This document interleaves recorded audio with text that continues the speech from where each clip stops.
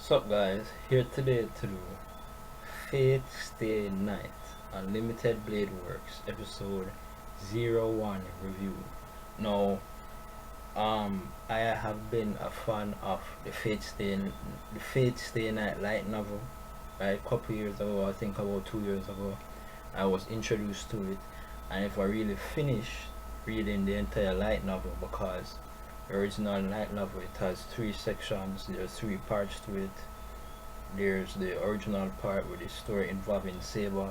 Then there's the part that's called Unlimited Blade Works, with the story that focuses on Tohsaka, and the third part where the story focuses on Sakura. I got to the part where the story focused on Sakura, but I didn't finish reading that part of the story, which was the very last part of the story. But basically, this anime series, to my knowledge, I never really knew about it, but I came across it like about last week, and I watched the very first episode, facing that Unlimited Blade Works episode 00 review, where it's basically an introduction to Tohsaka and her master. I mean Tohsaka and her servant, how everything along her side of the story played out. That's basically what happens in this episode, right? um there's a certain sequence up to the finishing point where Saber and Archer fought, right? That's the ending point, and then there's two sides of the story. The side involving Tohsaka and the side involving Shirou. Last week we got the side involving Tohsaka, which was episode 00 review, which was the very first episode of the series, and I was liking it pretty much, and I told myself that I would definitely look forward to reviewing this series when the second episode came out, and it's been out for a couple of days now, so this review in that way is kind of late, but you know better late than never. So I actually like this series very much, and I'm loving the animation. I mean, the animation for this series is on point. It's top notch, it's top class animation. The animation is completely amazing, right? Reading the light novel, because it's not exactly like watching it in the anime form, even though you do get the pictures, you do get some sense using your imagination of action that's going on. Music as well is also very important. It has music as well, and all those other elements, but watching it being animated is a complete different thing by itself. It's a complete different asset. It's refreshing to see it being animated in this way, and animation is just exquisite. The story itself is amazing, so I'm sure that this series will be pretty amazing as well, right?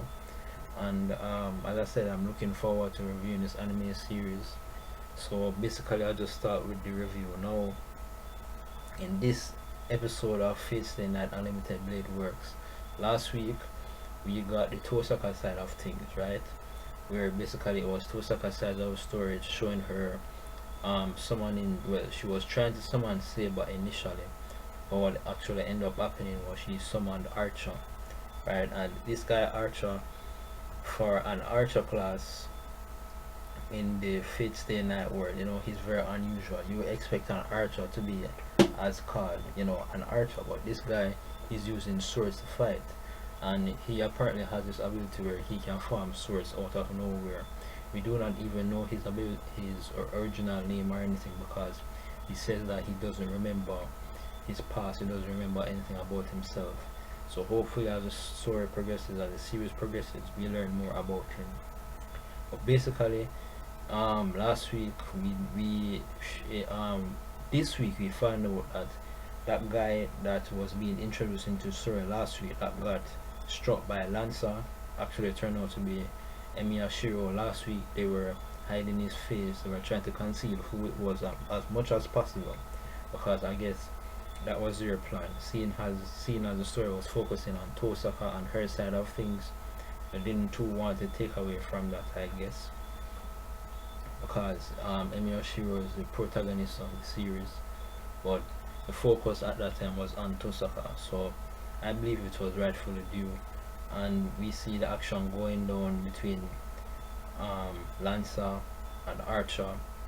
Lancer was about to use his noble phantasm power, but at that point he felt the presence of someone watching the fight, so he went over there to get rid of person actually turns out to be Shirou Emiya. He killed him, but Tohsaka revived him, and then he came back to finish the job. Coming back to finish the job, he ends up being the seventh servant, right?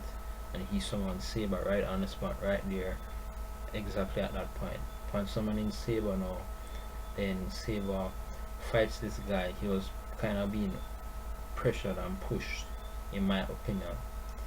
And then he uses his noble phantasm power, but it didn't land a fatal strike on Saber. So, because his identity got revealed from using his noble phantasm power, he retreated, right? And upon retreating, Saber then sensed that there were two enemies out about, right? She went to go after them, but because Emiya Shirou didn't know anything what the hell was going on, he accidentally used his command spell to stop Saber from getting rid of them.